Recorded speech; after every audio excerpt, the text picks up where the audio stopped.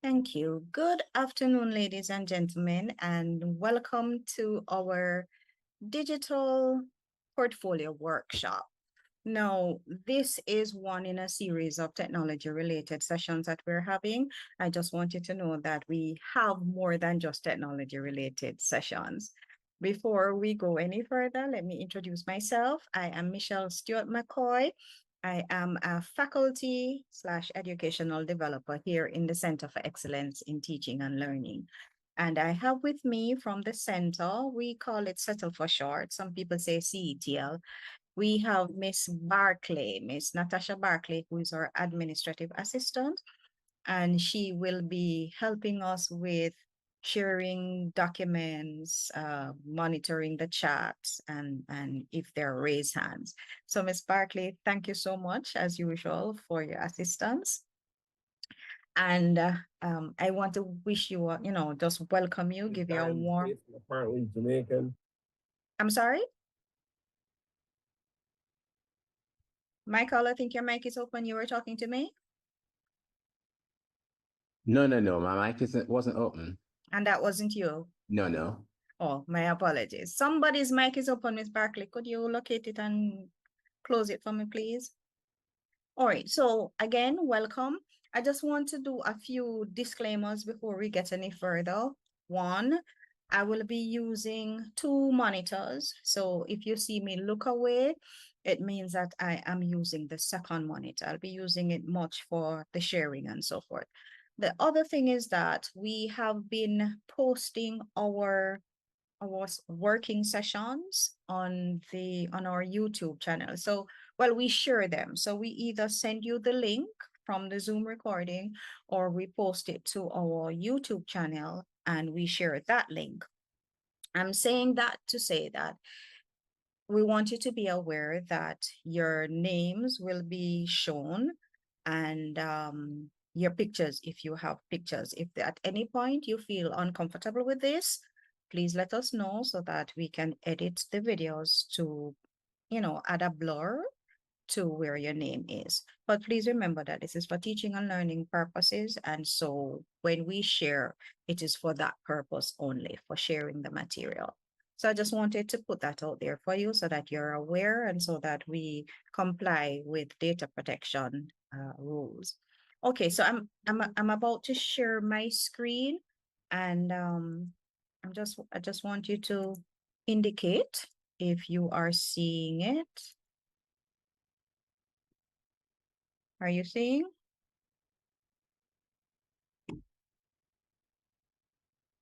You can open your mic or you can Yes, we are.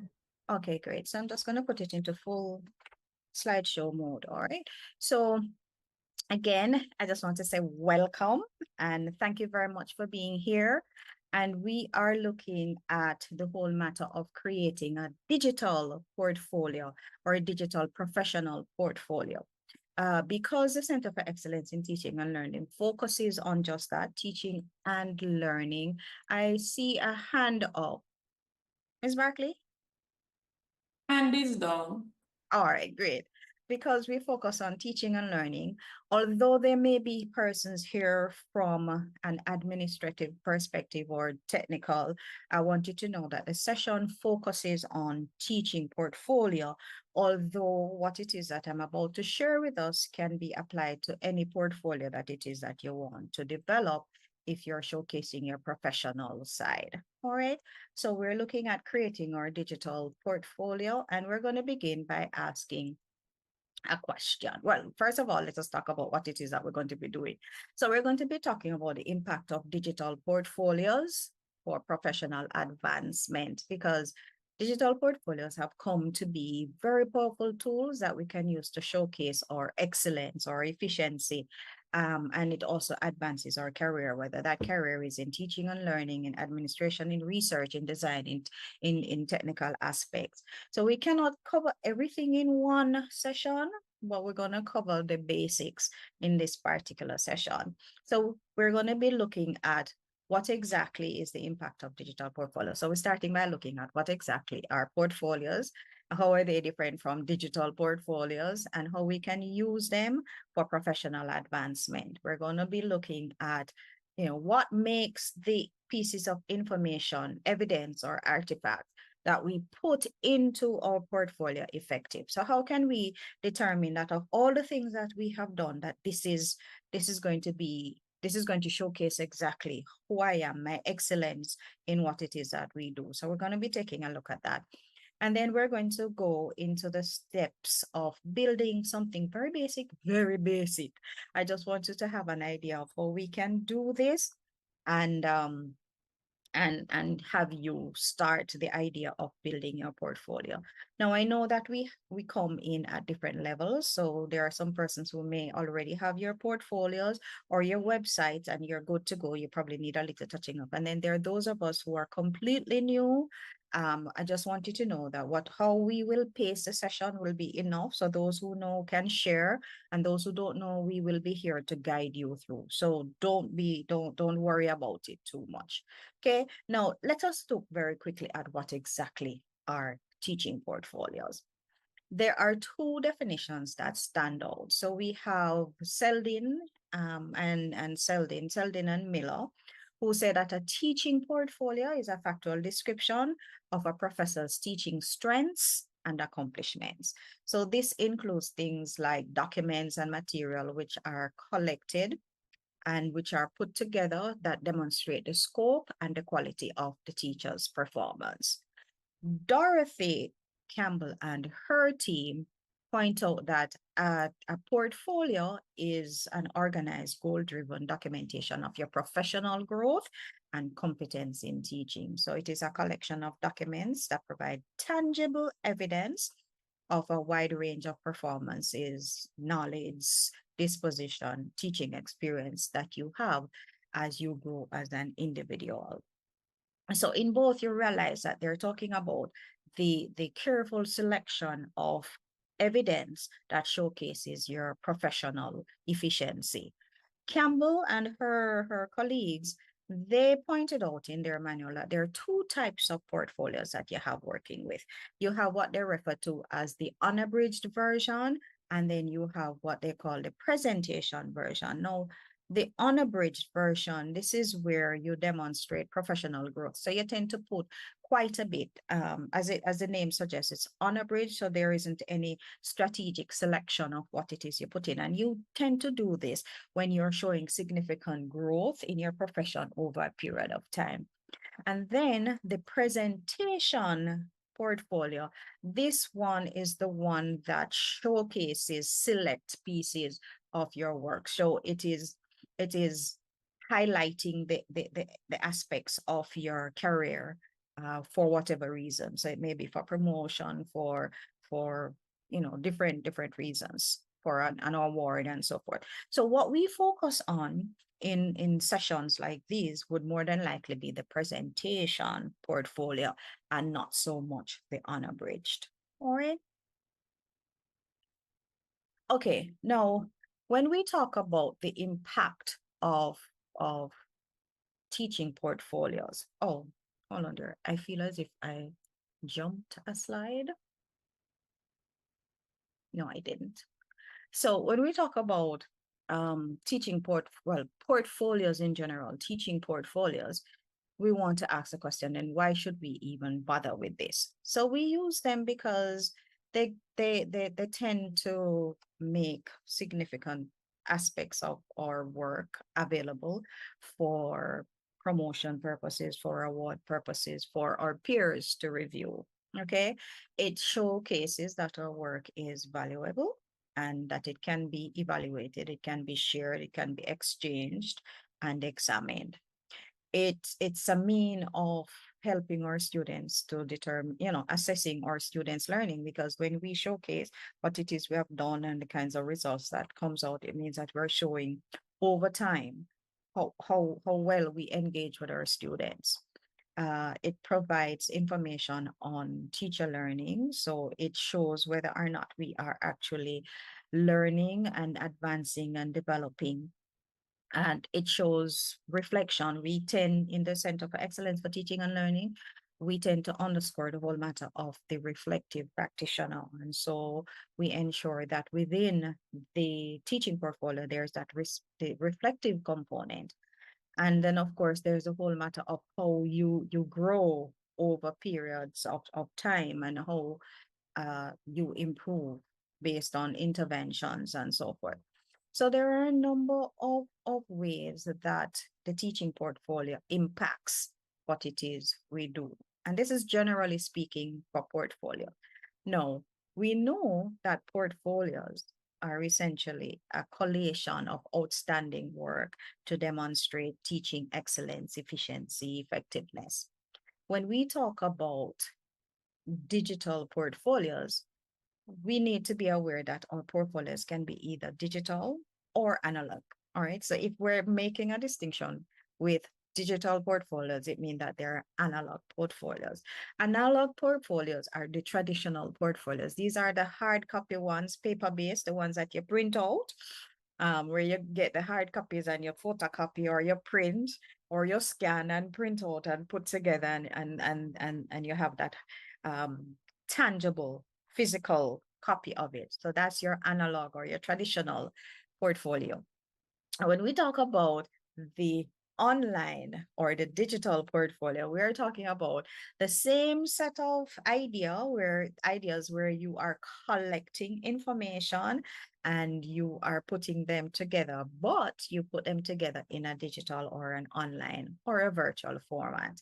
So when you hear digital portfolio, you'll also hear electronic portfolio, e-portfolio, online portfolio, web portfolio, virtual portfolio, cyber portfolio, e-portfolio, digital dossier, and so forth. So you get the gist. So anything that has to do, you'll even hear cloud-based portfolio. So anything that has to do with presenting the information in an online or a digital format is referred to as our digital portfolios. Now, what does this mean for us in the Caribbean? It means that it's easier for us to share our work. It's easier for us to view, and this is, of course, if these digital portfolios are shared.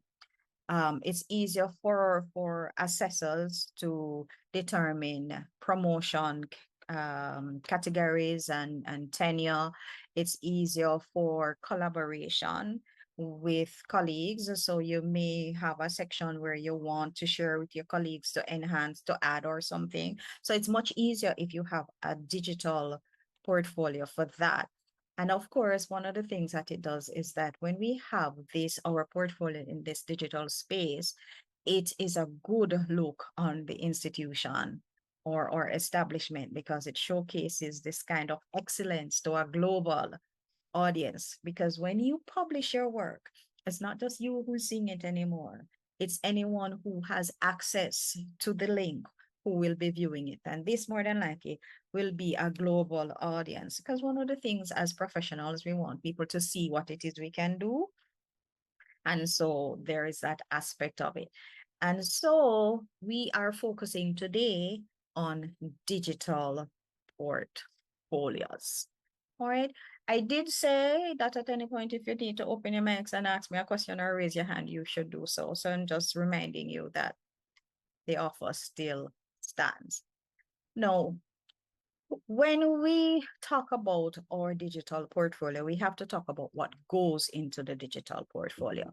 So the things that we put into our portfolio is known as our evidence or artifacts, okay? And our artifacts or evidence may be quantitative, so it can be student performance metrics, it can be course evaluation ratings, or it can be qualitative, meaning testimonials or peer review. I went back. Oops, what's going on here? Let me see if I can go back. Sorry about that. What goes into the portfolio?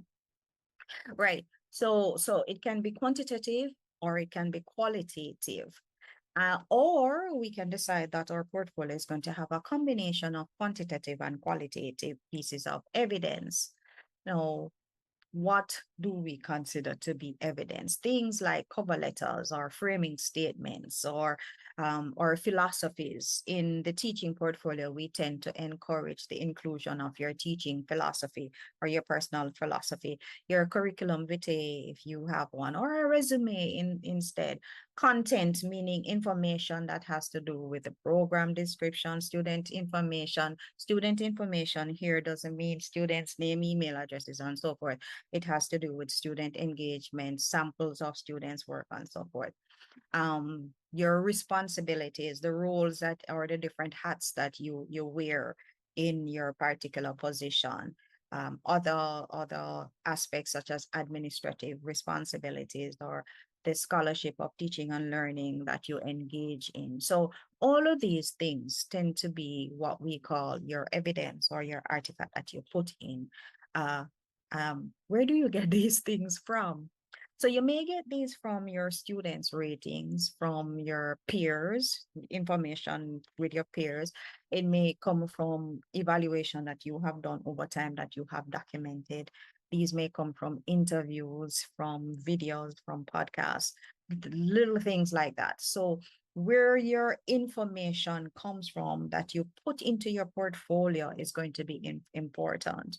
A question that was asked in the last session that we had was, how far back do you go with evidence that you're putting into your portfolio? I think it really depends on what the purpose of your portfolio is, okay? If your portfolio is to showcase growth over a period of time, you can actually put information up to 10 years or beyond if needs be, if you're looking at growth. If you're looking at where you are because you want to highlight a particular area, I would say information up to 5 years is good. All right. So you will have to determine how old the evidence that you input in your portfolio is going to be based on the purpose of your workshop. The purpose of your portfolio. This is the workshop, Michelle. It's a portfolio that we're talking about. All right. So we have to think about what exactly is it that we're going to put in the portfolio that is going to showcase the best parts of me. No, is it just the best part of who I am that you need to put in there? Maybe not. You need to think about, okay, if I am showing growth, can I do that with only putting in the best pieces? You probably need to put some pieces in that show where you fell down, what you did, how you overcome, and what the result is. So you have to think about what is the best pieces of evidence, and the best pieces of evidence don't necessarily mean only the excellent or the outstanding or the ones that provide you with the most gratifying or high level responses. Okay, so these are some of the things that we need to think about when we're selecting. Now let's talk a little bit more about this whole matter of ensuring that what it is we put in is good. Okay, so there are some questions that we can ask ourselves when we're thinking about what makes this a strong piece of evidence. One of the things that you were asked was to select some elements to put in your portfolio. And then when we're finished with these questions and looking at that, I'm going to ask you to just take a quick look at what it is you had put together and see if, if these would be considered strong pieces of evidence. So one of the first questions that we need to ask ourselves is, what aspect of effective teaching does this particular piece of artifact demonstrate? So you have to think about, does this that I'm putting in, does it demonstrate my content expertise? Does it demonstrate my pedagogical skill? Does this piece that I'm putting in highlight student engagement, the way my students and I interact? Does this look at as an assessment design? Does it look at a unique way of engaging the students? Does this piece of artifact highlight my classroom management skills? Does it speak to my technological proficiency? We now have a unit that looks at inclusion, diversity, and equity. Does this piece that I have, does it speak to inclusivity and diversity when I'm engaging with my student? Does it highlight mentorship and support? Okay, so these are some of the things that you need to think about when you're looking at each piece. So the first question is, does this demonstrate effectiveness? Does it demonstrate excellence based on what it is that I want to do? All right. The second question that we need to ask is, how does this evidence align with my teaching philosophy? Now, all of us need to have a teaching philosophy. One of the things that I tend to say when I come to these sessions is that I say that I'm a true believer of Toffler's mantra. So Alvin Toffler says that the illiterate of the 21st century will not be those who cannot read and write, but those who cannot learn, unlearn, and relearn. And so my philosophy has been steeped in the whole idea of learning, unlearning, and relearning. And so because of that, I always try to find ways of removing what exists based on currency, based on emerging technologies, and replacing them with what the literature, the research currently shows. And so much of what I do tend to reflect this. I have learned this. I realize that I'm at the point where I need to unlearn this. I am relearning these and applying them. So what evidence does your artifact, your pieces that you want to put in your portfolio show in terms of alignment with your teaching philosophy?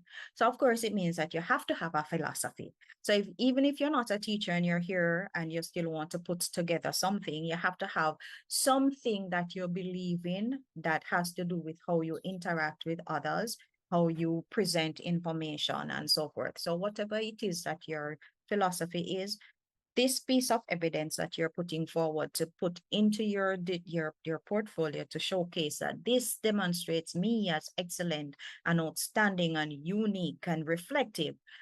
Is it in line with your philosophy? All right. And so that's the second thing that we need to think of. So the first thing is, does this demonstrate effectiveness? The second thing is, does it align with my teaching philosophy? The third question that we have here is, what specific impact did this piece that I'm putting in have on my students? So this is, yes, go ahead. All right, I think that was I an was error.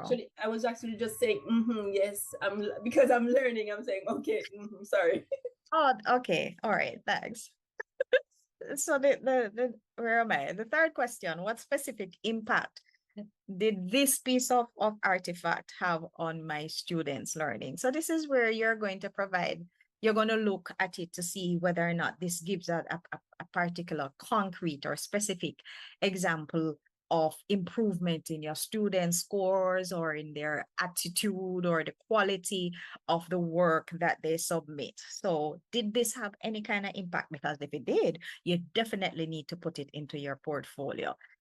If students give you feedback that says that they're understanding more, they're enjoying more, they are engaging more in the class, they're participating more, you have to put this in because it definitely shows impact and it shows specific impact on your students' learning. All right. And then there is a question of, how does this artifact show growth or innovation in your teaching practice? So when you look at what it is you're planning to include and you look back at what it is you're used to do, or how you're used to do things, you need to say, oh yes, this definitely shows that I have grown. I have moved away from the chalk and talk and whoa, look at me. I am inserting Kahoots and I am using mind maps and I have my students doing flip. So you look at the art, the piece that you're putting in and you say, how does it show growth or how does it show innovation in your teaching and learning experience with your students? All right. You may want to talk about, having done a basic profile of your students, you realize that they're more into graphic novels, and so you went and you experimented, and this is what you did, and this is the feedback that you get from your students. And so of course you talk about who your students are, where they're coming from, where they are, based on what it is you use. And if you find that any of the pieces that you're thinking of putting in meet that criteria, put it into your portfolio. Okay. And then something that we don't talk about much are the challenges and the insights of doing something. Success comes many times from several failures. And so you probably want to look at some of your pieces of evidence and ask yourself, when I started out, what were the challenges? How did I overcome them? And you put these in as well. It's not just about all the things that went well. It's also about some of the things that didn't go as well as you anticipated and how you approach that. Because this also gives those who are looking at your portfolio the opportunity to see your innovation, to see how you responded to challenges. So we don't just put in everything that goes wrong. We also put in a piece. So you may want to include, we're not going to say that everything you put in is going to be problematic, but we want to ensure that you put some things in that shows that you met with a challenge, and this is how you handled it, or you and your students handled it, and this is what you learned from it. This is what came out of your engagement. This is what your students said. Or in your reflection, you can say this is something that you will have to revisit and approach in another way at another time, but this is what lessons you have learned from it. All right. And then finally, so I popped another question in there. So it's actually 6 questions now, right? But the last question that I have on my slide here is the one that looks at evidence. How does this piece of evidence that you're putting into your portfolio relate to your institution or your discipline standards? So the university has a set of goals and visions and standards as to the area in which you teach or you operate. And so you want to ask, is there any alignment? Does it reflect what the university believes in, what my unit believes in, what my discipline believes in, based on what I did? If it does, you include that. Now, a word to the wise. It doesn't mean that when you look at a piece, every piece is going to have you answering all of these questions. It simply means that these are a set of questions that will guide you when you're looking at all the different things that you have done with all the different areas of what it is you do, because this is where it becomes hard to determine what exactly from all these things for all these years do I include. And so we can begin by asking ourselves these types of questions. All right. Now, I thought about this a little further, and I said to myself, what is a good, easy way that I can have them remember that, okay, when they're looking at these things, they need to remember that the pieces of evidence or the artifact need to be strong. And so I turned to AI. Yes, I make use of AI as we go along.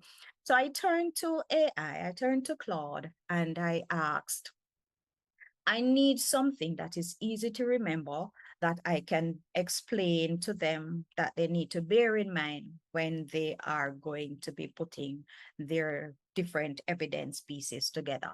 And so Claude came up with several acronyms, which I didn't particularly like. So I prompted and prompted and prompted until I got something which works for me. So we are talking about strong evidence that we put into our teaching portfolio so that it effectively demonstrates our philosophy, our skill sets, our experience, and the impact on our students. And one of the things that we need to be aware of is that whatever it is that we're putting in must be relevant, it must be specific, it must be impactful, it must be reflective, must show some aspect of reflection, and as much as possible, it should be diverse. So we shouldn't just put in only lesson plans in our portfolio. We should be able to put in the lesson plans, the rubric that we created, a snippet of a class, some students' feedback, and so forth. And so when I asked Claude, that's the AI that I use, we finally decided on PRISM. because it was pretty easy to remember. PRISM, I think, and the acronym is useful. So we have P for powerful, R, powerful or impactful, right? So we're using powerful.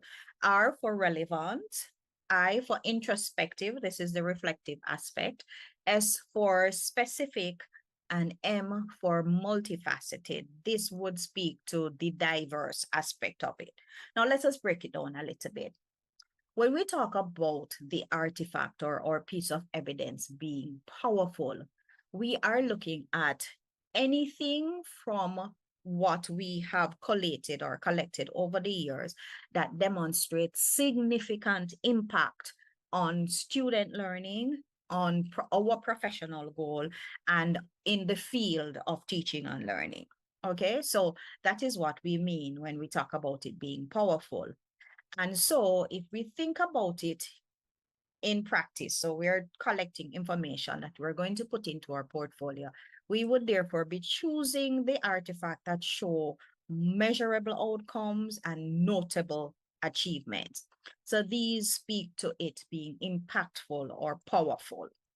When we talk about it being relevant, this is where we're saying that this piece of evidence that I'm putting in, or these pieces of evidence, directly relate to my teaching effectiveness, and it aligns with my departments, my unit, my faculty, my institution's mission and values. So this is where we're going to now look at the evidence that clearly, oops, what did I do?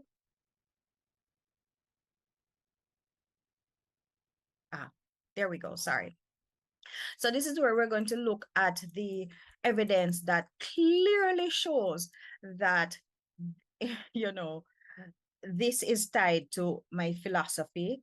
This is connected to my teaching goals or the goals of the unit. This is tightly linked to the learning outcomes of the course or the unit that I'm teaching.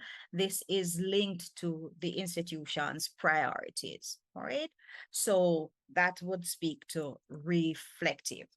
When we talk about introspective, this is where we look at the evidence that includes thoughtful reflection. And I did say that in the Center for Excellence in Teaching and Learning, we underscore and we push for the whole matter of the reflective practitioner. So we look at any kind of artifacts or reflective statement that analyzes the significance of the piece that we're putting in, the significance of the engagement with our students, the implications of our teaching. You looking at this, I realized that my effort to engage students needed me to start at X point or Y point. So in your portfolio, the things that you're putting in, you should have that kind of accompanying statement, or it should lend itself to something that shows the reflective aspect of it. Specific speaks for itself. It provides concrete examples of students' work, of data, of evaluations, rather than just saying that the students did well. Show how well the students did. Don't say that my students all passed and it means that I have been doing well. Show how well the students passed. So make sure that what it is you're putting in is very specific. So show it, and when you're looking at what it is you're going to be putting in, then it means that you have to look at things that show specific methods. So you have to speak about specific teaching methods that you use, specific approaches. Don't say that you engaged in game-based learning. Game-based learning is as broad as it gets. Did you use escape rooms? Did you create online games? Did you use games in the classroom? So you need to be specific when it comes on to that. And then the final aspect of our PRISM is multifaceted. And this is any kind of evidence that you're going to include in the portfolio that covers a variety of aspects of your teaching and learning, experiences and your academic life. Now, what would that look like? It means that if you teach undergrad and postgrad, you're going to include aspects from undergrad and postgrad. You can include your lesson plans. You can include a review or a development of a course that you have. So you are going to be putting in things that show the variation, a wide spectrum. You put in your student feedback, you put in your teaching award, you put in your professional development, you put in a lesson, you put in a rubric, you put in, you know, different things. You put in the publication that came out of the approach that you tried. You put in a forum talk. So you put different things that show that you're not just a single vision, one approach person or one aspect, but that you are multifaceted based on the complexity and variety of the tools that you include in your portfolio. Now, all of these aspects of PRISM, what might these look like when we're putting our portfolio together? Well, one, the evaluation aspect of it. So we can use this as a checklist when we're going through our portfolio. So you ask yourself, is this powerful? Is this relevant? Is it specific enough? Okay, so you ask yourself, do each of the criteria in the PRISM, are they aligned with the different pieces that I'm selecting to put into my portfolio? Then, of course, you have to look at the organization aspect of it. Set up your portfolio in such a way that you have sections that highlight how these pieces of evidence embody the characteristics, okay? And you can decide how exactly you organize that. Yes, Adele, I see the hand this time. I'm sorry. Should the slides have moved forward? No, I'm still on No? the PRISM. Okay. So I'm just sorry. talking a little bit more about what goes here. The next Okay, one is actually no problem. All right, so we talk about how do we organize it, and then for each of the pieces that we are going to select, we have to then write a brief statement about it to say, how does this, you know, amplifies, you know, how does it align with the PRISM? So if I have a game that I created, I will have to say, you know, when you started out, this was what was happening in your classroom. You decided that you needed a way to engage the students, and so you did a little more work on game-based learning and looking at the power of games, and you find that it was relevant because when you did a little survey of your students were really into gratification and fun, and so, you know, you begin to realize that this is an approach that you could have used all along, and that at this point it is something worth considering. Okay. And then, of course, when you're talking about putting all the different pieces of evidence together, that and having it reflect this whole PRISM frame, we need to ensure that there's this balance. So go for a mix of evidence that collectively strongly represent pieces that are powerful, relevant, introspective, specific, and multifaceted. Any questions at this point? Any comments?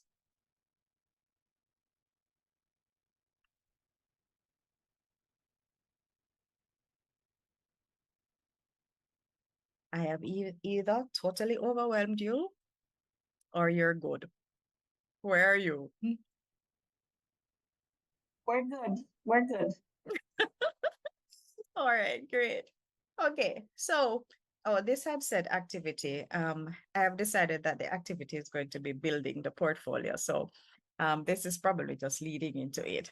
When we're going to put together our portfolio, I did say I was going to ask a question. So when we're going to build a portfolio, we have to think about the pieces of evidence we have. Now, I know that for the workshop purpose, I said you can come with 5, well, I had suggested some pieces, a photograph, something from research content and so forth. So each person should have ideally come with that. I want you to just take a minute and look at what it is that you had selected, and let us talk about whether or not it is powerful, it is relevant, if it is impactful, if it is, oh, what's the other word? Introspective, if it is PRI, S specific, and if it's of all you selected, if you could consider these as multifaceted. So just one or two persons, take a look at what it is that you had actually put together so that you can build your portfolio, and let us talk a little bit about what it is you have. Any two persons.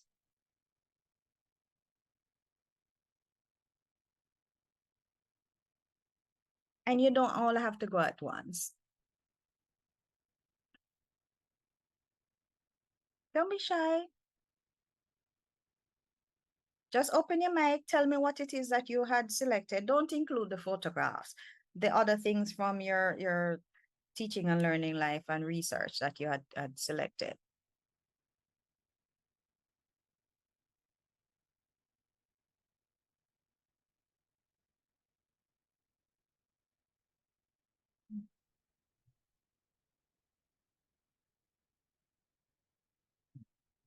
Nobody?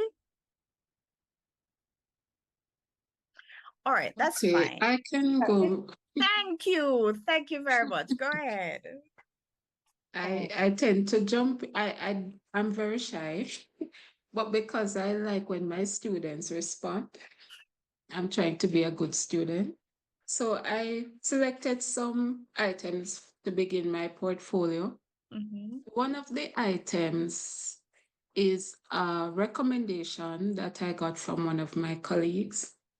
And I think from listening to you, it fits some of what you said in relation to PRISM.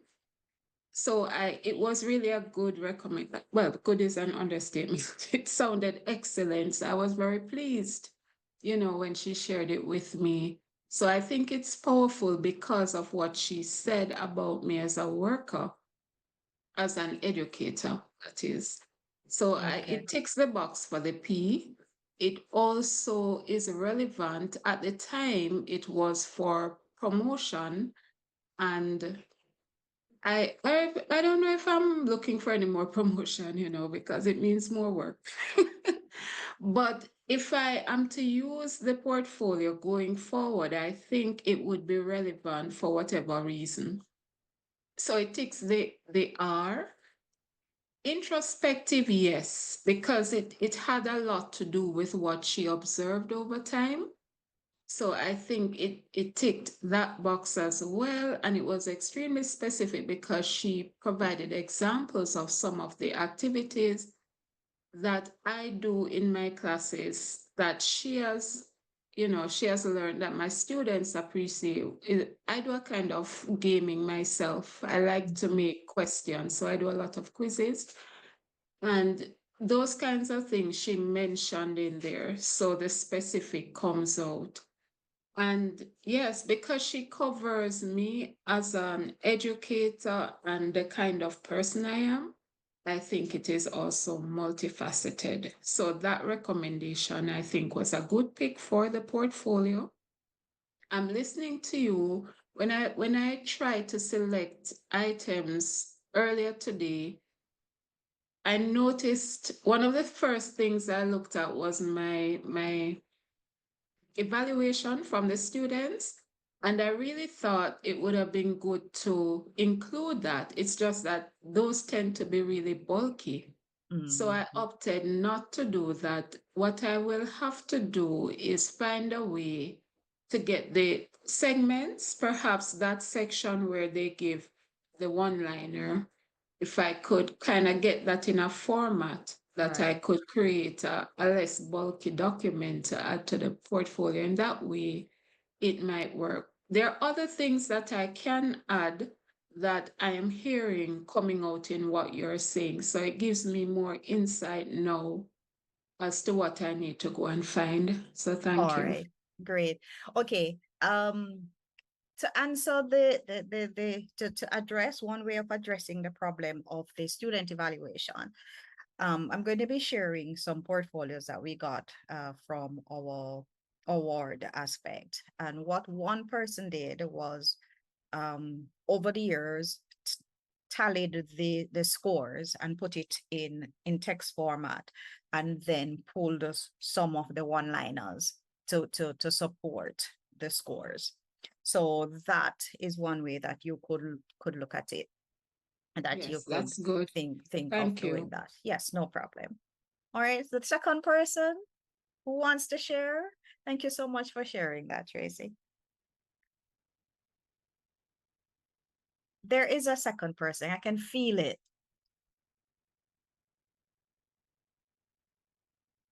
I brought a sample research. I'm not Mhm. that I'm not sure how that aligns with the basic structure, apart from, uploading the research itself. Okay, so let me help you with that. So Yeah. go ahead. No, I said I brought a photo. Uh-huh. Have an invitation for a lecture and maybe a letter of commendation, I think. Okay. So. All right. So one of the things that we could do, and I forgot to mention it when Dr. Beckford was talking. When we have, let's say, a recommendation letter that speaks to these things. One of the things that the recommendation letter also says to us is that, all right, because she speaks about these approaches that I use, it means that in my portfolio, I need to talk about these approaches. The recommendation supports and underscores my excellence because it says these things, and I have the approaches, excerpts of the approaches. That research paper that you're talking about, Anne-Marie, it was Anne-Marie, right?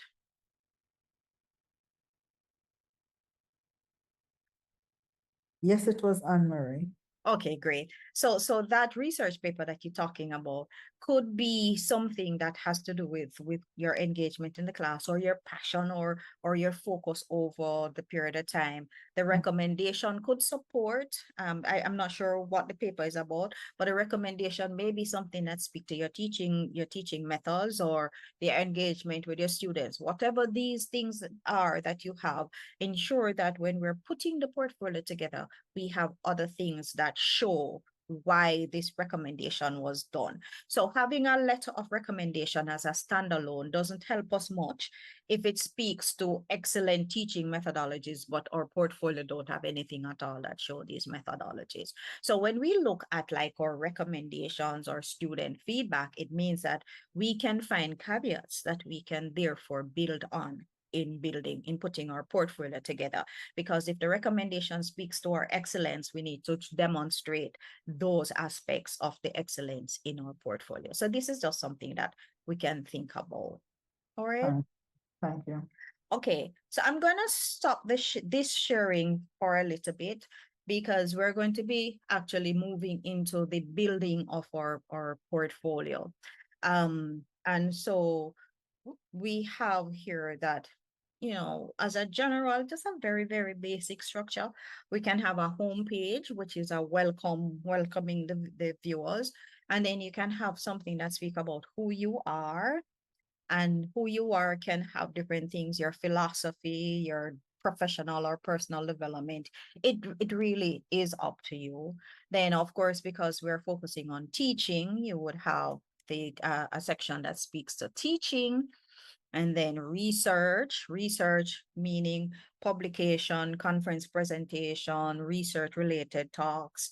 And service, the university is big on service and leadership.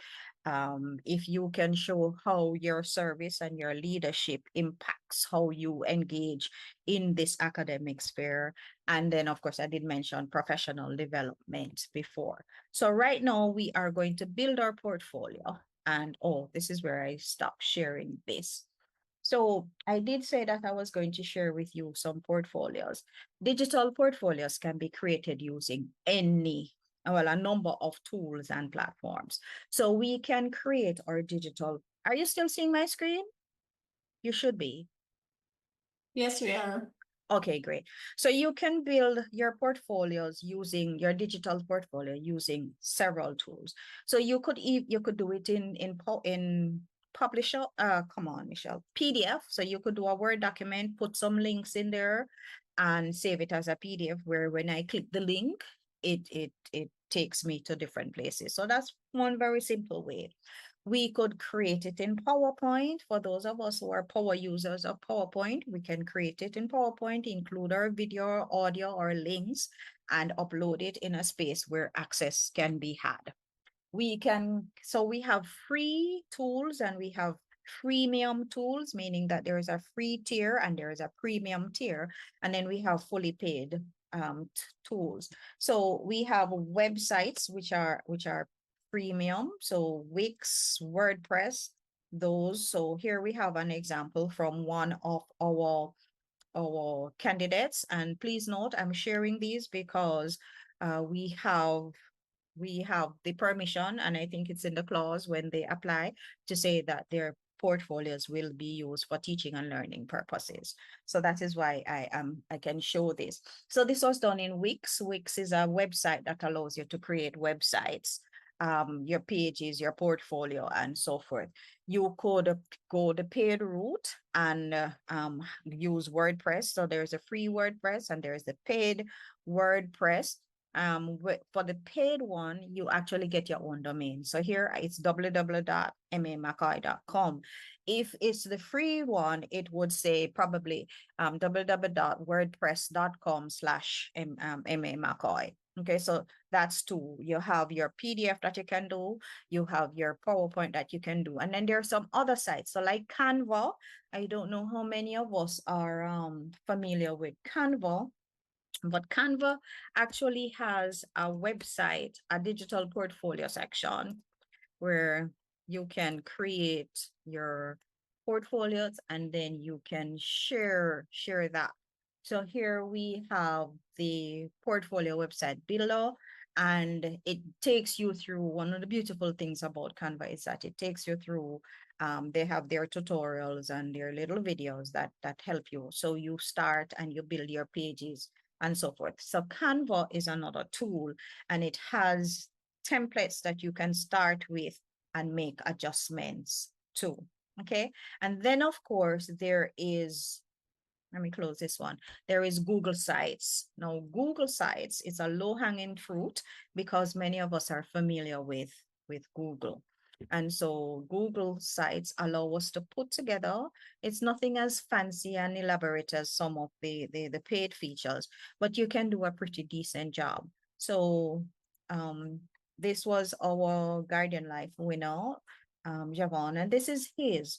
Okay, so you notice that he has his banner, he has information about himself, he has nomination letters. These are some requirements of the award. So if you're not doing it for award, you don't have to worry about these things. He has his philosophy, which he clearly outlines what it is that he believes in and how it showcases in his work. And then he has his major responsibilities, the different roles that he has. So he, and Tracy, this is what I was talking to you about. He has the different scores listed out like this, and this is using a collapsible, and I'll show you how we could do that. All right, and he goes on and he has other things. This is Nikisha, she did another one, and you notice hers is slightly different, but it has all the things. She has links, she has buttons, and I'll walk us through how we can do that. And again, because this was also for an award, she has her philosophy, what our philosophy is built on and how she used it and how it's demonstrated in the classroom.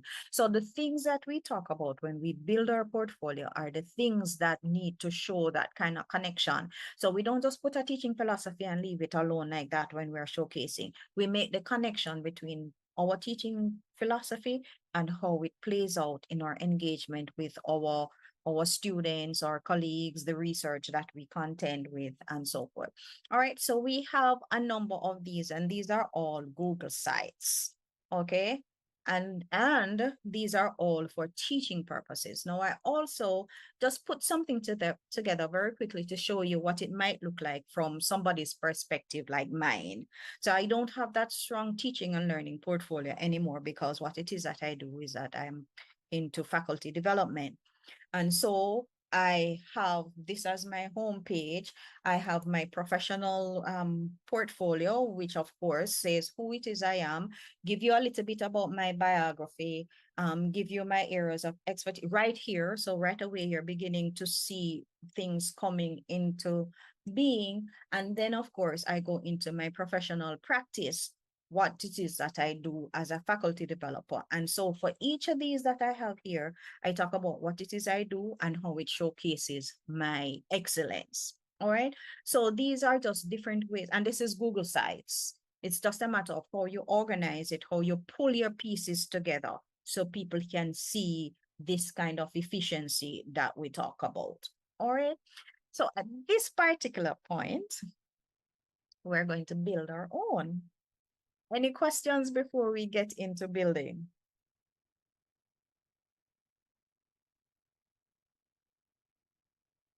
No? We're good? All right.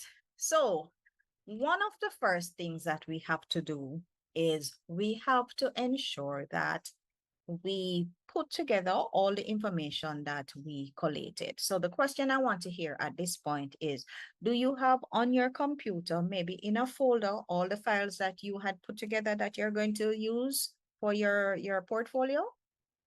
Do you have that on your computer or the device that you'll be using to build your site?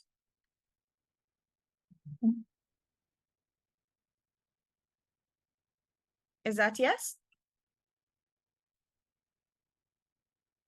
I have it here. Okay, great.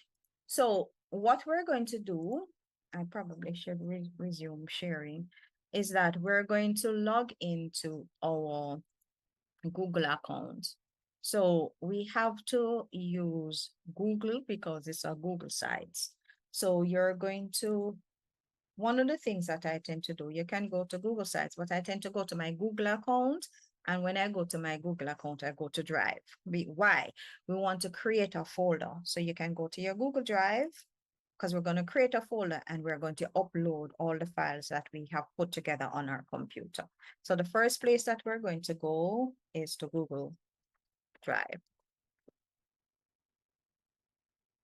All right. So you can go to Google Drive. If you're already signed in, so if you're not signed in, you can go to Google Drive and you can sign in. If you're already signed in, you can simply go to Drive.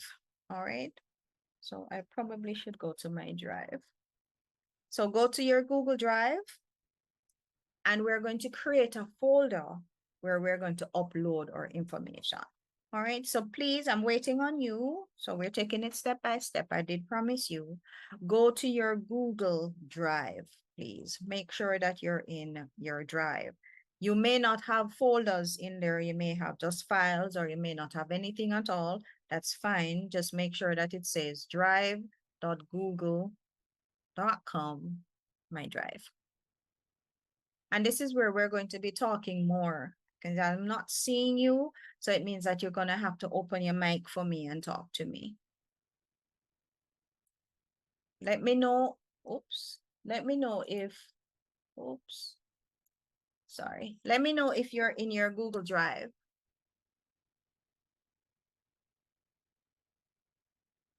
In Okay. What about the rest of us? I'm in as well. Okay. And the rest of us? Almost. All right. Holding on a little bit.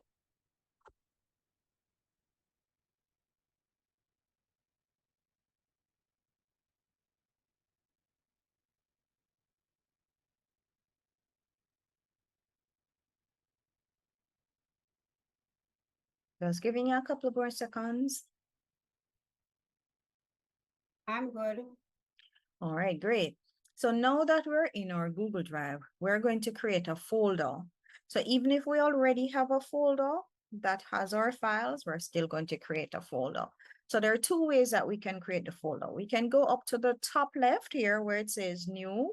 We can click on new and then we can click on new folder and it will ask us to name it. You can call it digital portfolio or my portfolio or your name, something that makes it easy for you to identify. All right. So that's one way. You can go to the left, click on new, or you can find an empty spot, right click and select new folder. Either way works. Yes, Anne-Marie, I hope you don't mind me calling you by your first name. Oh, not at all, not at all. Go ahead. I just uploaded the folder I had. You uploaded the folder by Yes, itself without creating one? right. I just All wondered right. if it works. What's the name of the folder? You probably need to ensure that it's Oh, properly named. portfolio. Oh, you call it portfolio. Okay, that works.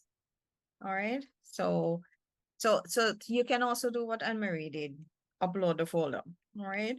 And remember that most of these features, these tools, these technologies allow for drag and dropping. So you can simply drag it to your drive and it will show. All right, so I'm calling this one my portfolio.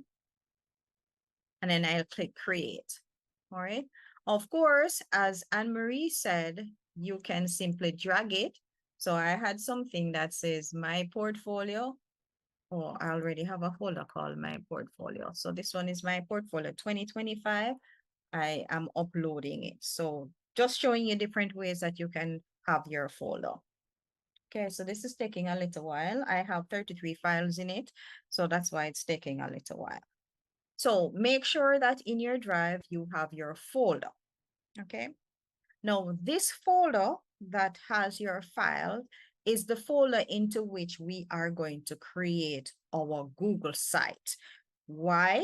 We need to ensure that any file that we make links to or that we point to our viewers that this file, you can click on it, that it is actually accessible and is in the same folder. So we want to ensure that we keep everything together, okay? So I uploaded a folder that's called my portfolio 2025. So I'm going to look for that folder now. So here it is, and I'll double click to open it and I can see the files that I have uploaded. All right. Once you double click on your folder, you should be able to see the files that you uploaded. Now, ensure that you still have this folder open and we're going to create a Google Sites into it.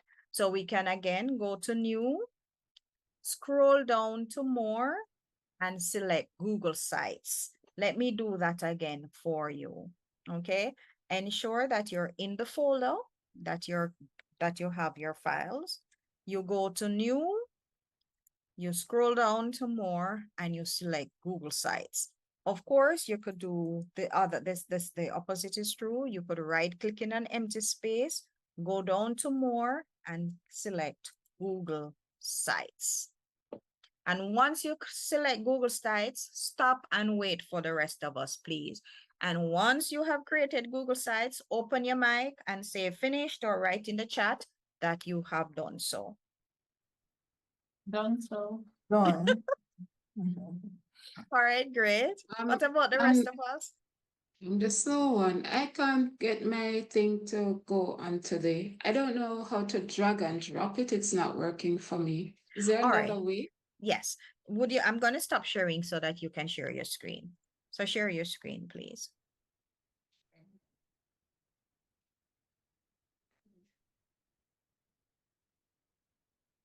All right. So what you can do, Tracy, I'm just moving you over to the second monitor where I can see clearly. All right. So you see sorry, any empty space. If you right click in an empty space, so right click in an empty space in the drive. So go a little below there, but make sure it's an empty space, you know, you're clicking on roadside right now. So I usually go below my drive and above where it says name, owner, and so forth. I usually find a space there. Don't know if that works for you. So a little below my drive, but above name, owner, last modified. And then right click. Okay, so you see where it says file upload, folder upload, select folder upload. And then you look for where your folder is. click on it and click upload. So that's another way of doing it. Thank you. Yes. All right. Click upload. It will replace it. And you have 6 files, so that will be done in no time. Don't stop sharing as yet. So you're finished now. The tick tells you that everything is uploaded. So you can double click on your digital portfolio folder to open it. And there it will show your file. So now you can click on new, top left. New top left. Yes. And then you scroll down to more. And then you click on Google Sites. Great. Great. Oh, great. Thank you. Yes, you're welcome. So all of us should now be at the same place. So most of us should have our Google Sites up, and it should look like what you saw just now. I'm just gonna share back my screen. So we should all have something that looks like this. Okay, this is your empty canvas, if you will. This is where you're going to organize the information that you have and put it together. Okay, so at the top left, it says untitled site. This is where you're going to name your portfolio. Nothing too long, because they're going to use what you put here to try and create your website. So something that is simple, but clear enough. And don't call it my portfolio, please.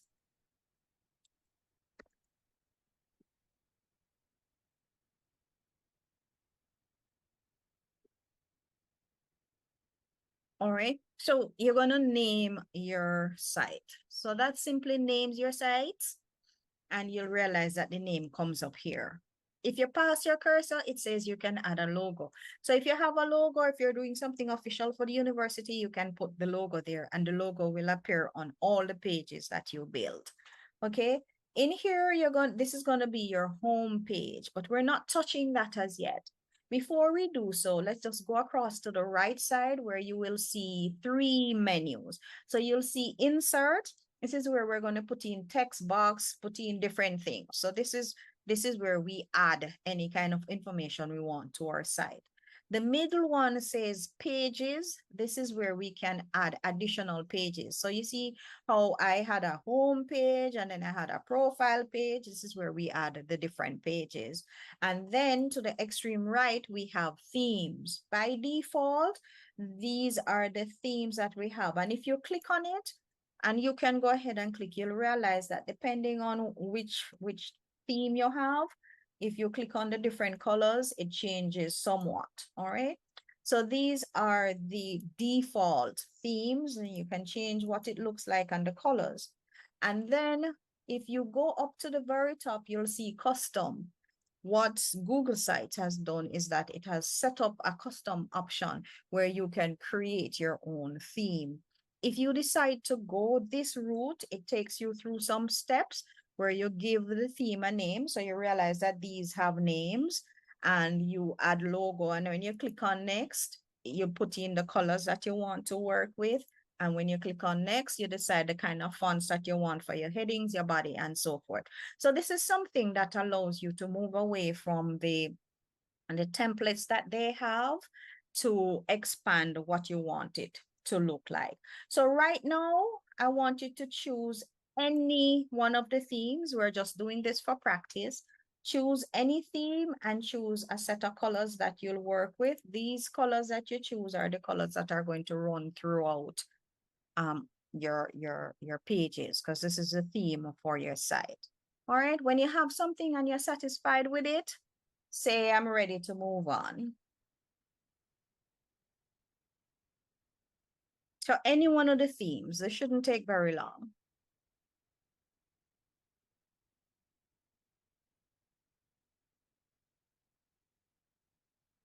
You haven't selected your themes as yet? So you should have said something. All right, so we have selected our theme. So on this, our home page, we probably want to say something like welcome. All right, whatever it is, this is your home page. So you determine what it is you want to put on your home page. So you can put welcome, you can tell a story, you can put an image, you can do anything you want. But when you type in there, you'll realize that you have a menu that allows you to change the format of your font. So you can decide if you want a title heading or normal text. You can change the font, and there are hundreds of fonts that you can change to. A word of caution, please ensure that you use no more than 3 to 4 fonts throughout your entire page, and you don't use a different font for every page, okay? So for consistency and at that professional look, select no more than 3 to 4 fonts and keep those throughout your entire design. You can change the size, you can change the formatting, you can make it bold, italics, or underline. Stay away from underlining text because it gives the impression that it is hyperlinked, all right? Meaning that when you click it, it carries you somewhere else. You can change the color, you can put a hyperlink in. There's so many things that you can do, all right? So that is when you put in your text. The other thing that you may notice is that right here is a header section. The header section tends to remain unless you remove it. What can you do with the header? Well, you can change the header type. Let's start there. So if you click on header, you will realize that you can change it so that your home page is a cover, meaning that it looks like this. It takes up more of the page. You can change it to large banner or normal banner, which is a little bit shorter, or you can change it to title only. Okay, so you determine what exactly you want that to look like. So fool around with it as I go through, please. And then of course, so that is your header. You can also determine the image that you want as your header. So where it says image, if you click, you can either upload or you can select. If you have something on your computer or on your device and you click upload, it will take you to a folder where you will then look for the image that you want to put. So let me select that. If I do that, it would put that image in as my header, you know, and then I can decide whether or not I want to anchor it so that, you know, it looks that way. You can decide that. That's if you're uploading. If you're uploading an image for your header, please make sure that it doesn't compete with any text that you may have. So a plain background is usually good. So that is if you're uploading, but then you can also select. So when you click on select, you get a gallery. You can put a URL in, that's a website address, and use that. You can use photos or you can go to Google Drive. So we can look in gallery. Please select an image, any image from gallery as your header image. So I'm just going to select one. And when you click on it, you click on insert and it goes in. So do that for me, please. So you have a background image there. Or anyone works. This is just for practice.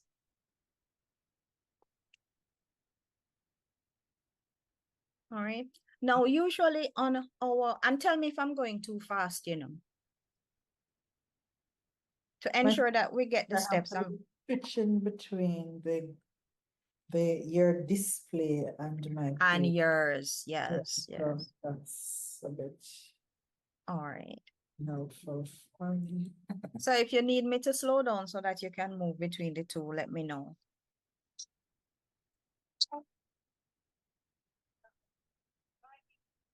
I can continue? Sure. Okay, great. Okay, now because this is our welcome page, this is our home page, this is the first page that our viewers will see, we want to put in some text and probably an image, okay? Now the image doesn't have to be of you, but because that asked us to find images of ourselves, we're gonna put in an image with text. Now, there are two ways we can do that. If you click on insert, you'll realize that you have text box and you have images, which means that we can put a text box in and we can put an image in. But if you scroll down where it says content blocks, these are templates that have them combine images and text. So we can easily select the first one, which has the image on the left side and text beside it. Okay. So we're on the insert, we're scrolling down to content blocks, and we're going to click on the first one. When we do that, it will be put in our web page. And so if we click the plus sign, it is telling us that we're going to insert an image. So if we click on the plus sign, we have the options where we can upload it, we can select it, we can go to Drive, we can go to YouTube, we can do so many different things. So we already have it. So we can click on select, and select will carry us here where we have the most recent thing, which should be what we just uploaded, or you can easily come down and click on My Drive. Okay, My Drive will carry you to every folder that you have in your drive, and you look for the one that has your information. So recent usually will work for you because you just uploaded it. And then this is where you're going to put in your professional picture. All right, so I'm going to use this one. Click on it and click insert. So when you do that, the image comes up here. You can easily make it a little bigger. These markers help you to resize. And if I decide that I want my head, I can just double click it and actually adjust the image inside here. All right. So that's something that, I moved a little bit too much to the left. So there we go. So you can use these to resize your image. Please note that when you move it, it does that. All right. And you have additional markers. So you can adjust your image to the perfect fit if you want. And where it says click to edit text, you can decide that you want to put, welcome to my site. And then the smaller text is where you'd put the body of your work, all right?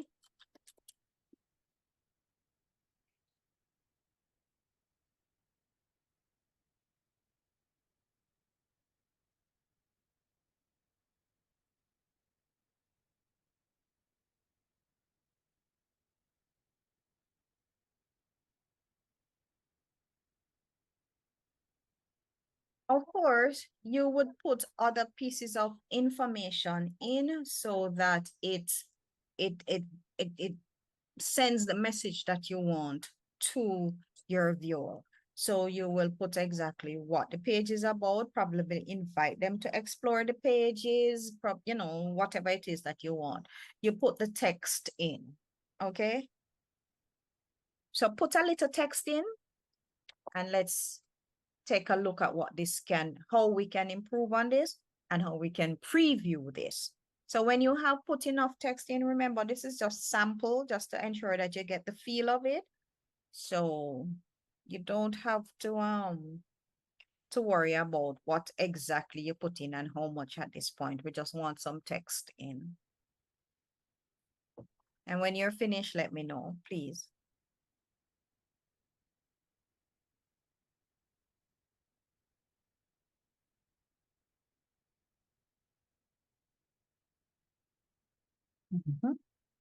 Finished? Yes. All right, I need another yes or two. Give me two more yes. Yeses. Yes. One more.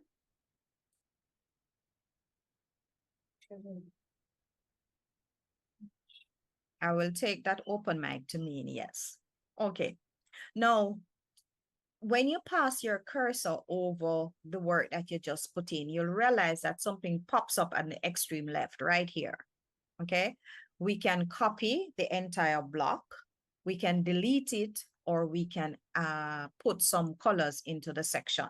So remember when I said select a theme and a color, I had selected the pink. Please note that the pink is up here.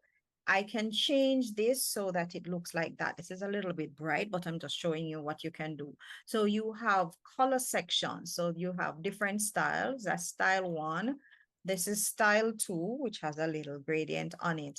This is style 3, and then you put upload an image, which would work like a background to the section. So depending on the theme that you selected, I'm just gonna change the color of this a little bit. It might look something like this when you change there. So that is if you want to do that.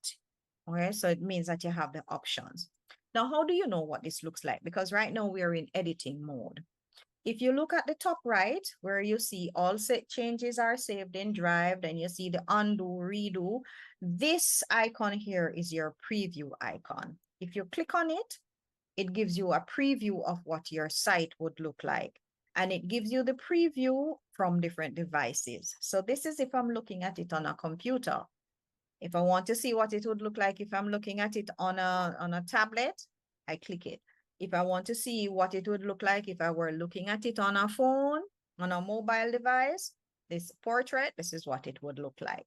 So you have these options so you can see what your site would look like. If you're happy with how it looks, you can just simply click the X, well, whether or not you're happy. To go back to ensure that you continue editing, you click the X and it carries you back. You don't have to worry about looking for the save button because just like Google Docs and Google Slides, as you work, it saves your work automatically. All right. So you don't have to worry about losing anything because it keeps saving your work as you go along.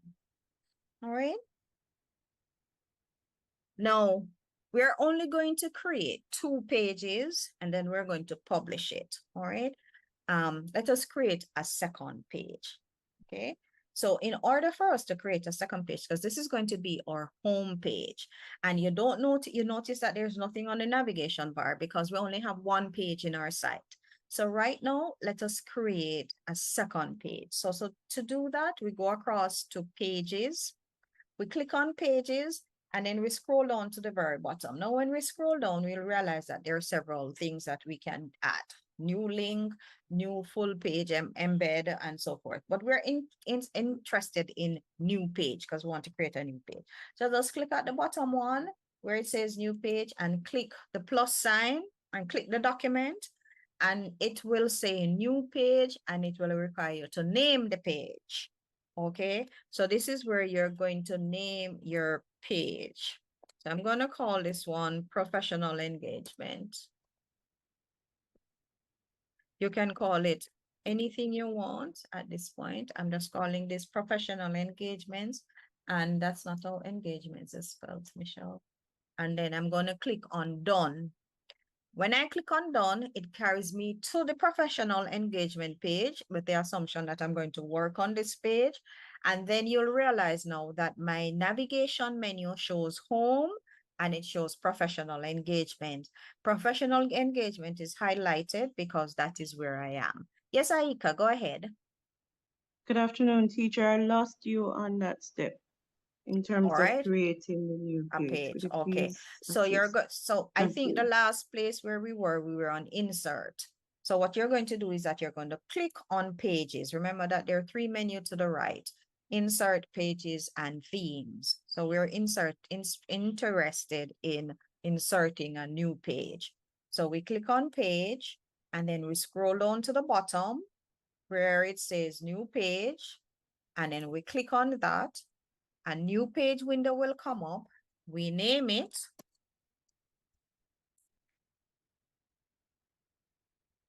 And then we click done. All right.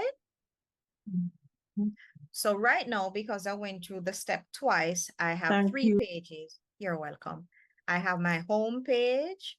I have my professional engagement page. I haven't added anything as yet. And I have my publication page. Now I can add more pages, you know, but you don't want to overwhelm your menu. So you can have sub pages, okay? And we'll take a quick look at that. But let us add a PDF document. Let's put a link. Let's put some buttons in. So let's go back to the home page. And on where you have your text, we're going to give some instructions to our viewers. So we're going to say, click on the buttons to explore more. All right. And so I am going to put 3 buttons here, which means that they can either click the buttons here or they can come up here and click. Okay. So I'm going to put 3 buttons.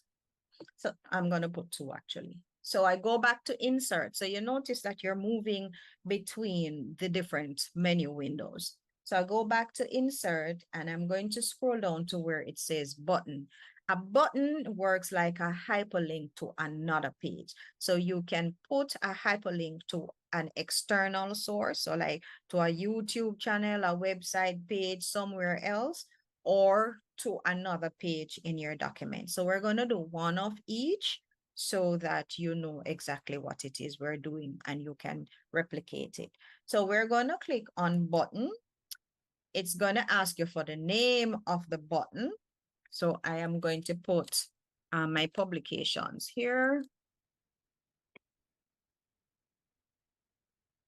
Okay, and then it's going to ask for the link. No, because I want it to go to a page that exists in my website, I will simply scroll down and click on my publication. So it says that the button is named My Publications and the page that it will go to is My Publication. So I click Insert and you notice that it comes up here. I can just stretch it across a little bit so everybody sees the full thing, and then I preview.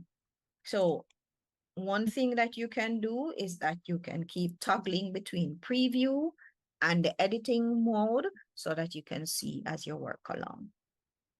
All right, so I have my publications as one. And I'll probably just move it across so I can have it centered a little bit. And I'm going to create another one. So I'm going to do another button. Button, please. Yes, so under insert, you go to button. Okay. And then you name the button. So I'm going to put my website here. No, you may not have a website, but let me put my Instagram. We probably want to have something called social media for all your Instagram. So let me put a research page here. So let me put my Google Scholar. My Google Scholar. I don't know how many of us have Google Scholar accounts, but we are going to just put something here. No, it means that I need the link to Google Scholar to put here because it's not one of the pages. So to do so, I'm just going to do a quick search to Google Scholar. This means that you will have to ensure that you have it up already so that you can just include the link. But I'm just doing this, all right? And I'm copying the link from here so that I can paste it here, okay? And then I click insert. So you don't see the long hyperlink, you simply see the button, all right? And I'll put it right there. And of course, I'm going to preview. So I'm previewing. It says that I should click. If I click on my publications, see, it carries me to the my publications page. If I click on my Google Scholar, it carries me out of the thing to my Google Scholar, all right? And then I would have to click to come back in. So this is how you insert a button and you test it. Yes, Simone, go ahead. Okay, I was just asking you to show me back where you find the insert button, but I see it. That's good, thanks. All right, great. Okay, so this is adding your buttons, and your buttons work as links to either other pages on your site or external sites, websites. Okay, now let us go to the page we had created. I don't know what you named it, whatever it is you name it, let us go to that page.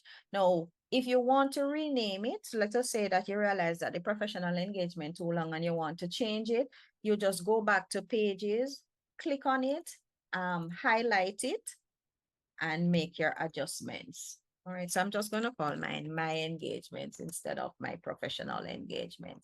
And when you're finished, click enter, and it will change. All right. So it means, therefore, you will also have to change it in your header, because you notice that the page changed, but not the header. So the page changed, but you'd have to change the header. So when you go through, as we build these things, you're realizing that if you have to make a change to your page, it means that you have to check the information. If it has a header, you need to make the adjustment to the header. All right. Now on this page, we're going to enter several things. Okay. So we have already inserted a picture, and you can insert a picture anywhere you want. Okay. Here we're going to put a link. We can put a link in, which really simply put the text, or we can organize the information where we embed our files. So let us do an embedding. Okay. Sometimes you have a document and you want to insert the document. So you go to insert. Remember, we go to insert for anything that we're putting in. Now, up the top, you'll see drive and you'll see embed. If you move across the drive, what it does is that it opens your drive and you go to where you have your folder, if that is where you want to insert it from. So I want to insert it from here, and I'm looking for this PDF document that I have, all right, that I had created.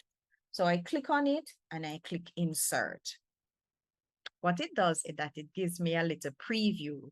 And again, I can use the handles and I can resize it.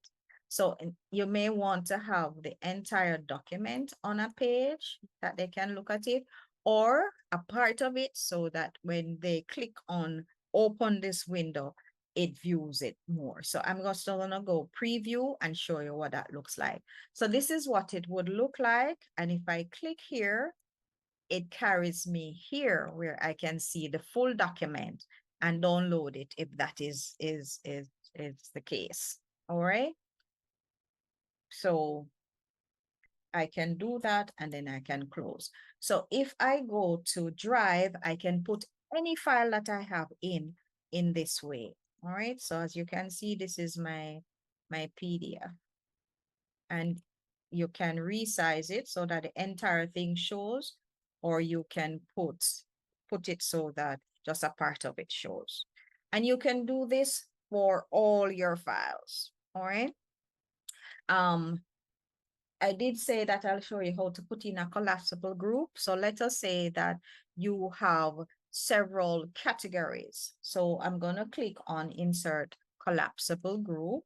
So this is where your students' evaluation scores over the years can come.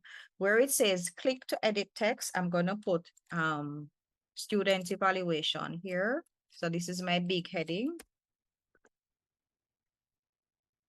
And of course, this is useful for things like if you're creating a Google site for other things, you can use it for frequently asked questions and so forth. So student evaluation scores. And where it says enter text, this is where you can put 2020 to 2021. And then you can put your courses. So I'm going to put mod lang 1, and then you can put the score that you got, 4.5 over 5. So 4.5 average. So you can determine. It's really up to you how you do this. Oh my goodness. This thing is showing me as can't spell. I can spell. All right. So I can put all this information. And again, I can decide that I want to make this bold. All right. And this is the first one.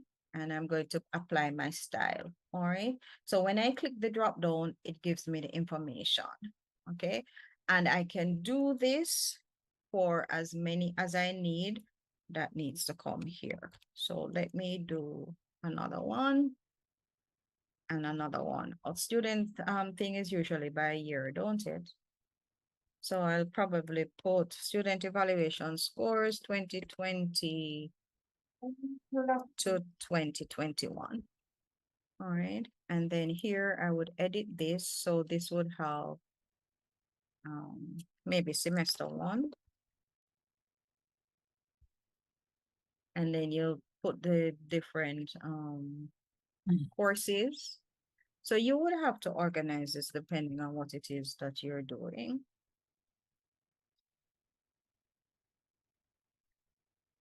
And if you want to change the color, you can change it so that it pops a little bit more. I don't know what pops here, but let's try this. Yes, that doesn't look so bad. And then when I click this, so I see my engagements, I see this, and then I see my student evaluation scores. And then this is over it. So I can't really see the scores because my X is over the information, but this is my drop down that I would click on that would show the scores. So I would have my semester 1 and I would have my semester 2. And then if there's another year, I can either duplicate this. Remember when I said you have the copy icon, I can duplicate this and I can simply change this to 2021 instead of doing it all over. I duplicate it and I change that. All right. Okay, Doc, so once you create, like you have that student evaluation score, Mm-hmm. you would just type all the related information in that drop down. And yes. So that Okay. is how it becomes a collapsible, because when you click on the information, it drops down and show you what is there for each section. And you Okay. create, so like student evaluation scores, which are done over a yearly period. If you want to show 3 years, you can easily do something like this so that you don't have to be listing all of them. It actually allows you to do a drop down that puts the information together, 2022 to 2023. All right. So when you preview it right away, you can see that, okay, I have all of these, and then you click the drop down, you see what comes under each. All right. And then you click that to close it back in preview mode. Okay, what else do we need to do? We would need to have our philosophy page, of course. So we would create our philosophy.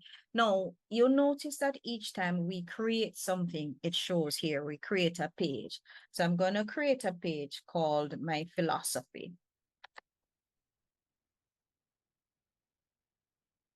All right, and my philosophy comes here. If I don't want it to be the second thing, I want it to come after my publications, all I do is I come over here where it is highlighted and I drag it down. All right, so when I drag it down, it comes at the bottom and it shows up at the end. So this is just if you want to reorganize, so you don't have to delete it and start again from scratch. You can simply drag it to where you want. Okay, so this is my philosophy. And on my philosophy, I am going to I'm just going to copy something from my, oh, I closed it. I'm going to copy, I want to copy something from the site that I was working on before, and I'm not seeing it. All right, so I'm just going to copy something and put in here that shows my philosophy. All right, so to not use up so much of the time, so let us say that all of this thing here is my philosophy. So I'm just going to copy it and paste it. So this is my philosophy page. I go to insert, I go to text box because it's just text that I have this time, and I paste my philosophy. All right, so all of this is talking about what it is that I believe in, the Toffler mantra, and I have a little image there, you know, so all of this is my philosophy. Now, on my home page, I want to have a link to my philosophy. Okay, so I would just insert a button and I'd put my philosophy. My philosophy. And the link will take me to my philosophy page. Okay. And then Where did you get the text box, Teach? which text box? This one that I'm putting in? The one that you've put your information in. I'm on the page, I'm on the My Philosophy page. Right. I- Oh, you mean where did I how did I get the text to put the box to put this information in? I went to insert and I clicked on text box. Oh, right at the top here. All right. Yeah. So this is my philosophy that I'm putting back in.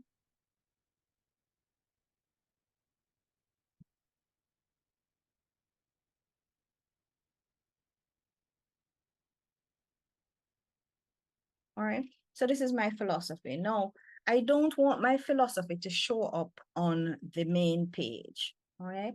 So what I can do is simply go to my philosophy and click on hide from navigation. So it doesn't show here, but if I'm on the home page and I click my philosophy, let's go in preview mode to show you. I click on my philosophy, it opens the my philosophy page. Okay. Now, when you hide from navigation, what it does is that it allows you to better organize your information. So when I had shown you the sample that had this page that had all these different things that I did, facilitation, curriculum review, publications, and so forth, all of those were different pages.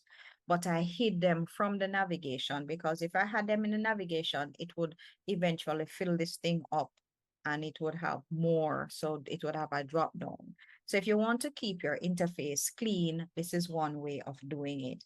You can have additional pages, but you hide them from the navigation. All right.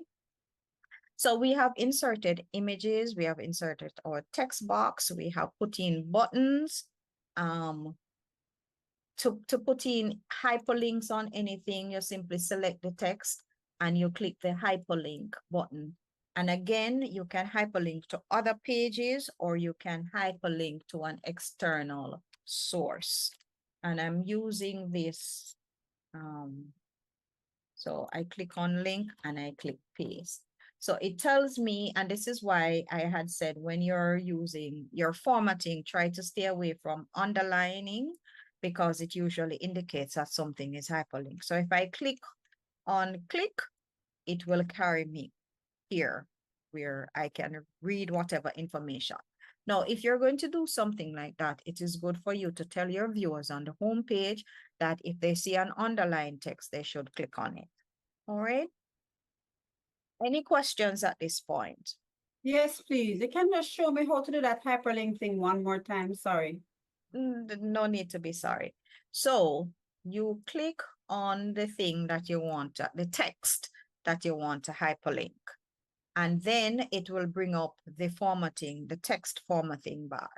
This is the icon for you to insert a link. So you click on that.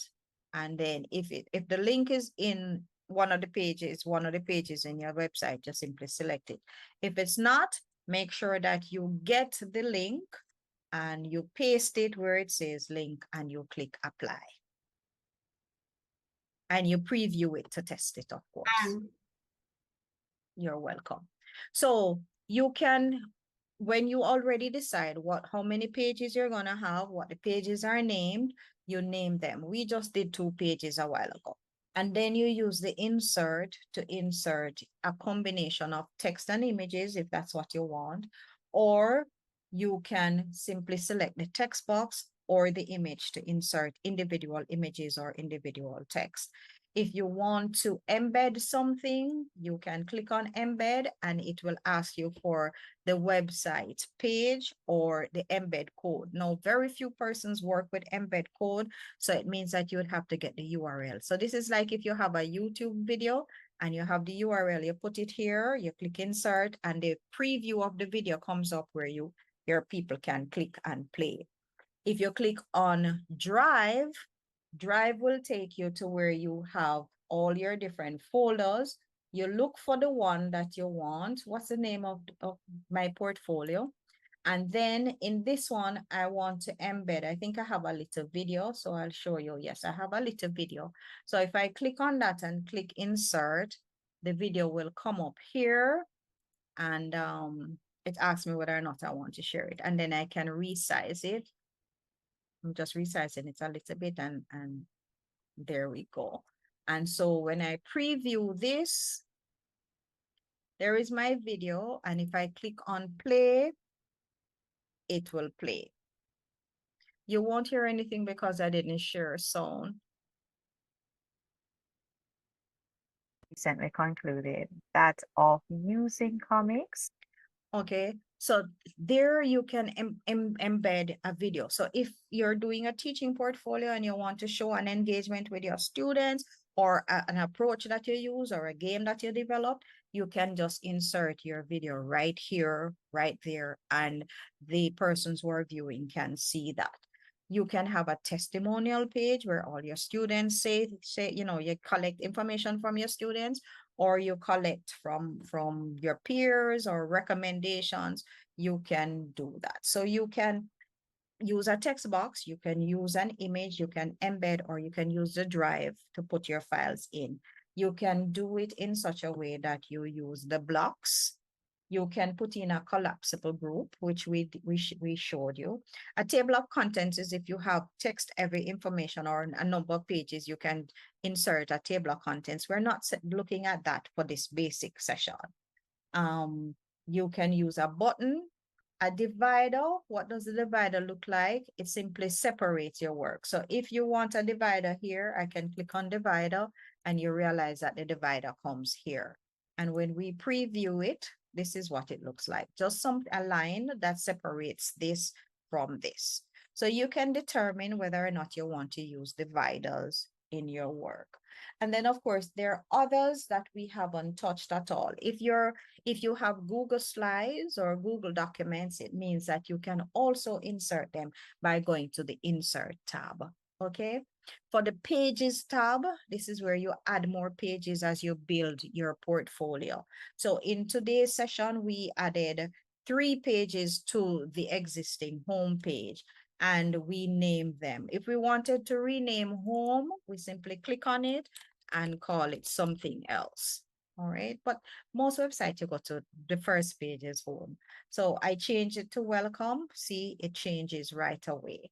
All right, and then of course, theme is where we can decide what the theme would look like, and you can simply click to change your theme, or you can select the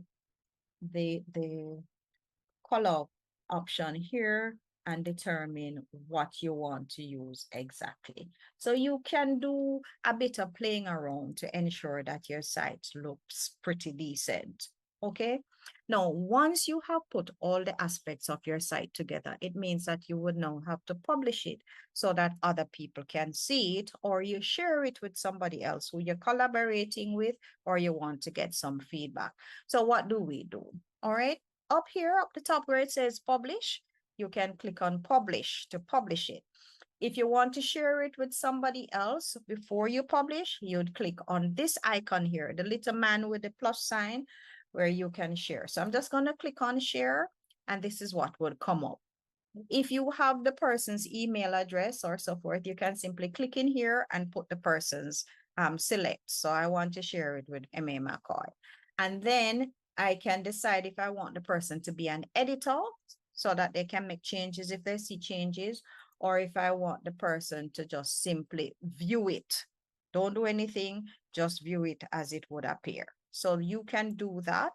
If you're working on something for the first time and you really want somebody to give you feedback, you can share it as an editor with somebody who you trust, who you know will go through and make suggestions, as well as highlight little things that need to change or make these little minor changes.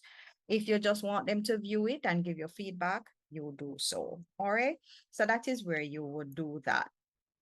When it's time to publish, you click on publish, you'll realize that several things come up. So the first thing that comes up is the name of your website. So it tells you that this is what your website is going to be called, Google Sites.Google, blah, blah, blah. And the name comes at the end. Okay. And then it says here that you should manage your domain and so forth. We're not interested in that. We want to set it based on how we want people to view. So we're going to click this. So this means that the draft is restricted. Only people who you give access to can view it before it is published. When it is published, it's going to be published as a public site, which means that anybody who has the link can see it, okay? Usually that is the case. So you leave it as that. And it says that published viewers can see the site after it is published, and you would want that. So you're going to click on done, okay? And then there's something else before you publish. If you don't want search engines to reference your site, to display your site, you're going to select this box. If it's something like what I do and I want to create something that speaks about my faculty development and I want, if you do a search, you can find me, I would deselect it. Okay, so it's up to you what it is you want here. So you can select or deselect and then you click publish. Now, when you click publish, you will get a message at the bottom. It will disappear after a while that says your site has been published successfully. But when it disappears, don't panic.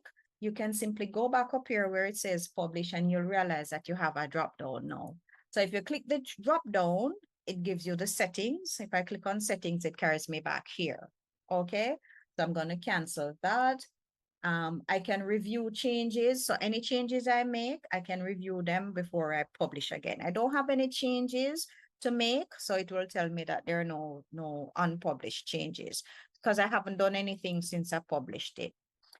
Where it says view published site, if you have published it, this is what you would share. Okay, so this is the link. I'm going to just post it in the chat so that if you want to click on it, you can click and go to it.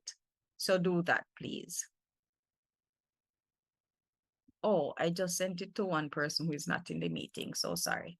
All right, so let me share again. There you go. So anybody click on it and tell me if it opens up for you.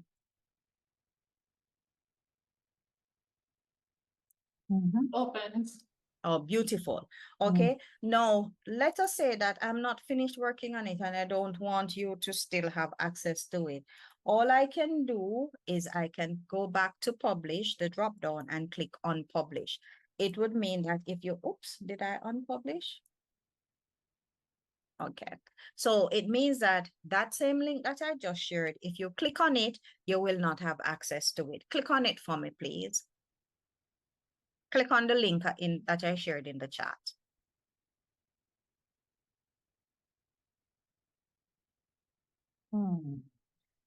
You should get a message that says it doesn't exist anymore or something like that. Error message. An error message, right? So you can be working on your site and then you can unpublish it so that you can continue working. And then you click publish again to when you're ready to share it with the world. Okay? Any questions before I wrap this up and share with you a guide that should help you? All right. So any questions, any comments? Doc, how will you share the guide? Will you send an email? I'm going to post it right here in the chat so you can download it right away if you want. Can also follow up with an email because I realize that a few persons have left. Yes, So and I have to run. check out of my office. All right. But just before you go, Miss Barkley, could you share the guide, please? Just want to say before you go that I find this activity very interesting. I'm not sure about building out the portfolio, but just the journey of understanding how to do what. I found it really, really interesting. And I would say happy. fun, by the way. So thank you I'm so sorry. much. You're most welcome. I would say fun, interesting, and yeah, so thank you. You're most welcome. One of the things why we keep doing these workshops is that the university is moving towards us trying to have portfolios in place to showcase our work for appraisals, for promotions, for awards, and so forth. And so we will continue to have these sessions as changes come along. We're using Google Sites. We may eventually change to use to Microsoft Sway or show you how to build it in another way. But we will continue to do this, and I'm happy that you enjoyed the session, that you found it to be fun. The portfolio that the guide that we're sharing takes you through the steps. So it takes you through preparing your portfolio step by step. So it tells you, gives you a little introduction, and then it talks to you about how you can build it, where you can store, and so forth. And then, of course, it has how you plan, ways of planning for your portfolio. So it has these different steps. It has the prism that was added It's different from last year's session. So we added this in and show how you can work with that. And then we have some power tips that run through, and we talk you through how you populate it. And then there is a section that talks about if it's for teaching purposes, these are the different areas that you need to look at and think about. And then, of course, it also speaks to, it also speaks to the whole matter of, there's one more, publishing. So it has some questions that you ask yourself. These questions aren't ours. We got them from Trinidad and Tobago's site, so we acknowledge them. And then we talk about how you build it in Google Sites. So this is where you get your step-by-step. And then finally, we talk about publishing it. So we talk about publishing and sharing, and we give you the steps for that, give you some power tips. And we'll wrap it up with some best practices, which have things like color consideration, font consideration, the images, and so forth. And then I have what I call an appendix, which is your checklist for the PRISM. So that I have put together so that you can use as you are building your site. All right. Now I know that we're running, we are almost out of time, but just let me wrap up very quickly. When we are thinking about our portfolio, whatever purpose it is we're doing our portfolio for, we want you to start early, start collecting your information, start pulling all your different evidence that you're going to put in your portfolio, start thinking about how you're going to organize it, how many pages you're going to have, what you're going to focus on. And you start with a platform that you're comfortable with. So if you're not comfortable with Google Sites and you feel better doing it in Word and putting in your hyperlinks and so forth, do so. But think about the pros and cons, whereas you can put a video in a PowerPoint or put a video in Google Sites, you may not be able to do that in a Word document so that it shows. So, but start out with something that you're comfortable with. Keep the information current, so you look for things that make sense now. Oh dear. Computers has a mind of its own. So you pull information that's recent if you're focusing on your excellence. Now, if you're focusing on growth, you pull from information that comes from a while back. Be selective with the kind of content that you use. So you use the PRISM to ask yourself, is this powerful? Is this relevant? Is this introspective? Is this specific, and is it multifaceted? And you may not find one thing that covers different areas, but you look at everything that you have. Do I have something that speaks to undergrad? Do I have something that speaks to text-based? Do I have something that speaks to videos and so forth? So this is how your multifaceted aspect will come in. Use the multimedia that you're going to insert strategically. So make sure you don't just put in images for image sake or a video for video sake. It must serve a purpose. Okay. Ensure easy navigation. So you may want to put something there that tell them this is how you move around, and ensure that your menus, your pages that you create are specific and clearly labeled. So it is clear to me that when I click on my professional engagements, it's going to take me to my professional engagements. Maintain a professional tone. Tell a story if you need to tell a story. It's your portfolio, it's your journey, but maintain a professional tone. Respect students and other person's privacy. So don't just put up something where somebody did a recommendation and their names fall out there. Make sure that when you start out early, you reach out to say, may I have your permission? Let me know if you want me to blur this out. Or you may have seen where I asked some persons for some testimonials, and in it I asked, do you want me to have your first name and last name plus your title, your initials only, that sort of thing. So make sure you get that and that you don't breach any of the laws there. And then ensure that you have a reflective aspect. One of the things that we do in order to build and grow, we tend to have a reflective aspect in our teaching and learning. Show this as well in your portfolio. And make sure that you showcase diversity in your teaching. So you include evidence from different course levels. If you teach different course levels, different formats, if you do lecture and have labs, if you do online and face-to-face, show this kind of thing. And as you put your pieces together, show the impact. All right. So show that this particular piece of evidence has shown growth in your students, improvement in what they do, before and after examples, what the grades look like before, what the engagement look like before, what it looked like after, and balance quantity with quality. Okay, do not jeopardize your site for just quantity. Ensure that you have quality as well as some variation in your quantity, and take it easy. Start small, start with 2 pages and build over time. All right. Be mindful of what it is you're doing and why it is you're doing, and have fun with the process is one of the things that I always say. Enjoy the process as you build.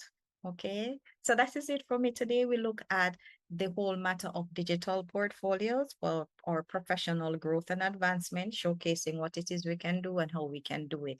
We used a low-hanging fruit, Google Sites, to show us how we can include these strong pieces of evidence that we would have selected for our portfolio and how we can put it together.